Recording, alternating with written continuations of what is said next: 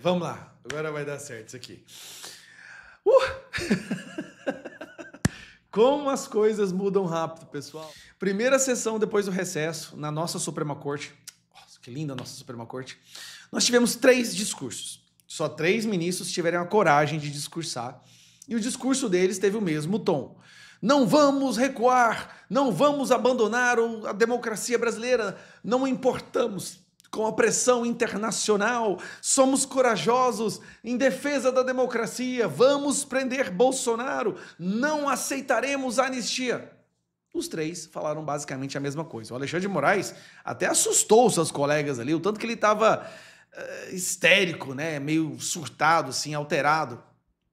Pois bem, há 2 semanas depois, menos de 2 semanas depois, para te falar a verdade, sai essa notícia que eu quero mostrar para vocês. Ministros do STF discutem recuo possível em meio à crise com os Estados Unidos. O recuo, gente, não é um recuo de verdade, é só um recuo possível. Integrantes do STF discutem em conversas reservadas uma saída para amenizar a pressão dos Estados Unidos e evitar recuo no julgamento de Bolsonaro. Então, eles estão criando uma maneira de recuar sem parecer que recuaram. Vamos lá, vamos ver a matéria? Em conversas reservadas, ministros do Supremo Tribunal Federal discutem uma espécie de recuo possível. Adoro como esse aqui, né? Para a corte diante da crise com o governo dos Estados Unidos.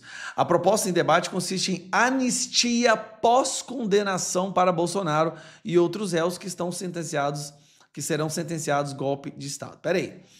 Então, qual que é o recuo deles? O recuo deles é o seguinte, vamos lá, vamos entender.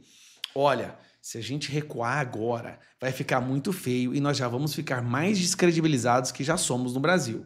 Então, vamos fazer o seguinte, vamos tentar fazer um acordo com o pessoal, deixa a gente só terminar o teatro, deixa a gente só terminar esse julgamento falso, tá? Porque senão fica muito mal pra gente. Então, deixa a gente terminar, aí logo que a gente terminar, vocês no Congresso podem ir lá e fazer a anistia, que a gente promete que não vai interferir. Cara, olha isso aqui. Tá aqui, ó. A alternativa busca evitar novas sanções dos estados que estão com medo das sanções. Ao mesmo tempo, manter o entendimento do STF pela condenação do Bolsonaro. Na prática, o Supremo condenaria os acusados, mas não se movimentaria para derrubar uma eventual anistia aprovada pelo Congresso Nacional. Olha só isso aqui. É tipo assim, cara, deixa a gente sair sem passar vergonha, então deixa a gente terminar, tá? Vamos terminar com o julgamento, porra, já gastamos tanto, já foi tanta manchete na Globo, a Daniela Lima já falou tanto sobre isso. Então a gente termina o julgamento, condena, aí a gente fica bonito na fita, certo? Para não passar vergonha. Aí vocês vão lá e desfazem tudo que a gente fez. Vocês vão lá e anulam tudo. Aí a gente promete que dessa vez a gente não vai interferir nas decisões do Congresso, tá? Mas não vai acostumando, tá bom, Congresso? Dessa vez a gente não vai interferir, não vamos humilhar vocês como fizemos no IOF. Dessa vez pode confiar na gente. A gente vai deixar a anistia ser aprovada e não vamos considerá-la inconstitucional. Olha o nível do diálogo que existe hoje, gente. Me fala se isso é justiça. Me fala se isso é uma coisa que pode ser levada a sério. Como que qualquer pessoa hoje pode aceitar ter a sua liberdade perdida por uma decisão, por uma pessoa como essa aqui? Como que a gente pode aceitar? Esse aqui, coitado, esse aqui tá tendo a família dele toda ameaçada. Assim, pior que ele quer passar anistia, mas a pena contra ele tá foda. Embora o recuo possível não altere o curso do julgamento do Bolsonaro, representaria uma mudança significativa, uma vez que a Corte manteria a decisão, manteria a decisão do Congresso, mesmo que governistas judicializem a anistia alegando inconstitucionalidade. Uma preocupação do magistrado do STF se essa medida seria de fato capaz de conter a ofensiva norte-americana, já que Bolsonaro seria condenado. Ok, eles estão com medo do seguinte, cara, tudo bem, a gente pode deixar a anistia, mas será que se a gente condenar Bolsonaro... Resumindo, tá? Deixa eu explicar para vocês. Eles estão cagados, com muito medo. Tá escancarado. Violaram direitos humanos, perseguição política, desrespeito ao nosso devido processo legal, desrespeito à Constituição, censura de cidadãos americanos, ataque a empresas americanas, pedida de extradição de jornalistas pelo mundo afora. Tá muito vergonhosa a situação da nossa Suprema Corte. Muito, muito vergonhosa. E agora o medo deles é o seguinte, cara, nós brincamos com fogo, agora vamos ser sinceros, tem uma solução. Amigos, eu sei que os assessores do STF aí me assistem, tem uma solução. Larguem a mão do Moraes. É simples. Ou o Moraes vai levar toda a Suprema Corte brasileira para uma lama histórica. Vocês estão entendendo que vocês vão participar de uma corte que o mundo vai reconhecer como uma corte que viola direitos humanos? Vocês entendem? Pelo amor de Deus, será que não dá para entender isso? O mundo inteiro, a maioria do Brasil já reconhece. Pesquisa de hoje, nós temos mais pessoas acreditando que a gente vive numa ditadura do judiciário do que não. E vocês querem seguir adiante desse caminho? A escolha é de vocês. Façam o que vocês acharem melhor. Nesse vídeo, com muita calma, eu vou te mostrar como que essa sanção dos Estados Unidos de ontem em relação aos mais médicos é muito maior do que a imprensa tenta mostrar. Eles estão escondendo muita coisa aí. A sanção é em relação a um programa Mais Médicos que, na verdade, era um programa de financiamento da ditadura de Cuba através da escravidão dos reféns cubanos que vinham trabalhar no Brasil. Só que essas pessoas, elas vinham trabalhar no Brasil com algumas condições, tá? Os familiares dela tinham que ficar em Cuba como reféns, e se eles fugissem, a família deles iriam pagar o preço. Eles recebiam apenas 20% do salário deles, o resto era passado diretamente para o bolso do ditador em Cuba. Então esse é um processo de exploração, é escravidão mesmo. E o terceiro ponto, eles eram obrigados a sair eram proibidos a sair das cidades onde eles eram colocados. É como se fosse mais ou menos uma tornozeleira eletrônica. Obrigados de sair de onde eles estavam e não podiam pedir permanência no Brasil, não podiam pedir visto. Reféns. O maior esquema de refém que o mundo já viu e o Brasil financiou. O que acontece?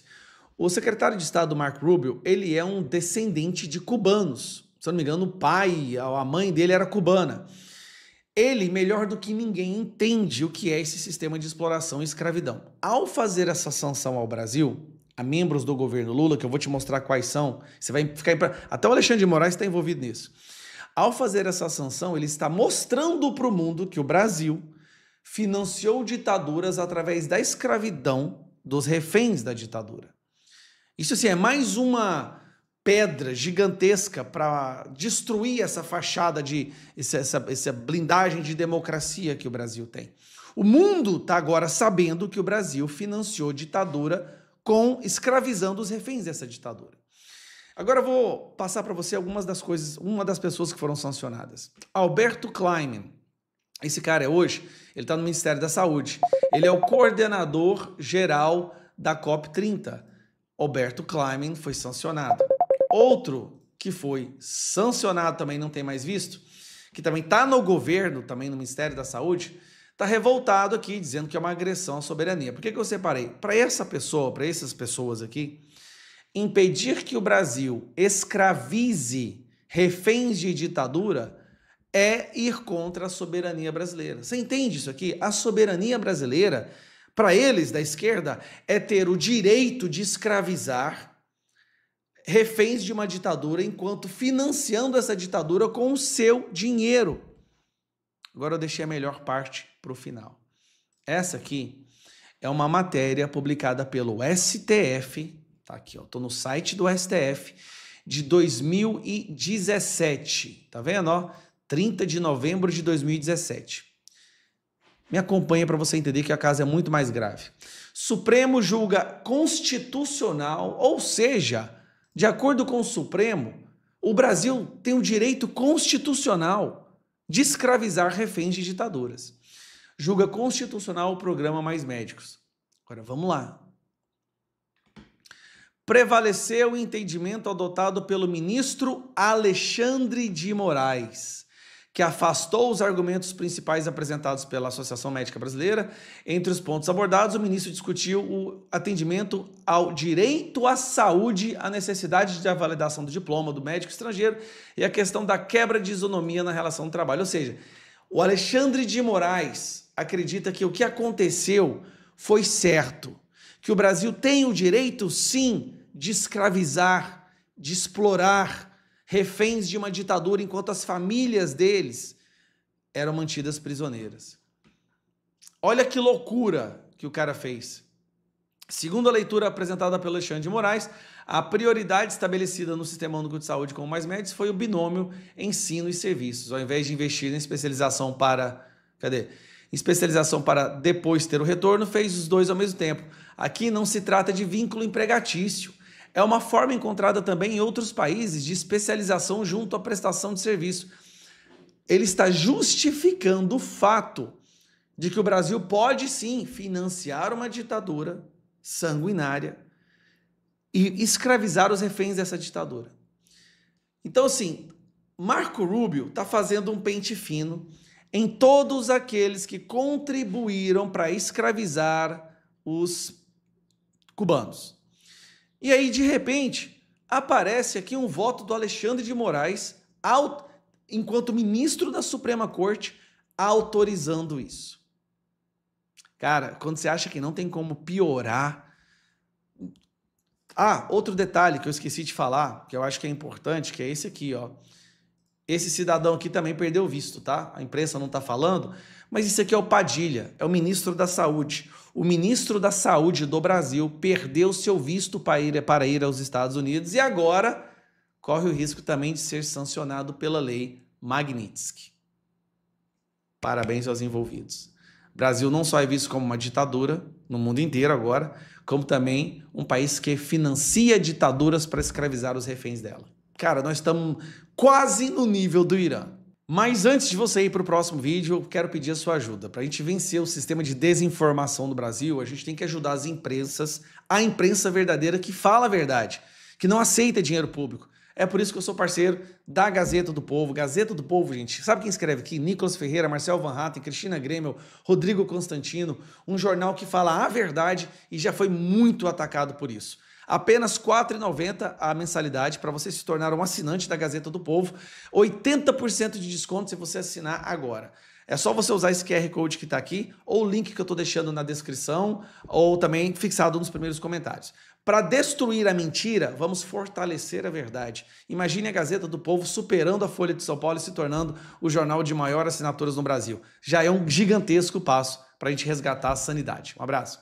Mas antes de você ir para o próximo vídeo, eu quero pedir a sua ajuda. Para a gente vencer o sistema de desinformação do Brasil, a gente tem que ajudar as imprensas, a imprensa verdadeira que fala a verdade, que não aceita dinheiro público. É por isso que eu sou parceiro da Gazeta do Povo. Gazeta do Povo, gente, sabe quem escreve aqui? Nicolas Ferreira, Marcel Van Hatten, Cristina Gremel, Rodrigo Constantino, um jornal que fala a verdade e já foi muito atacado por isso.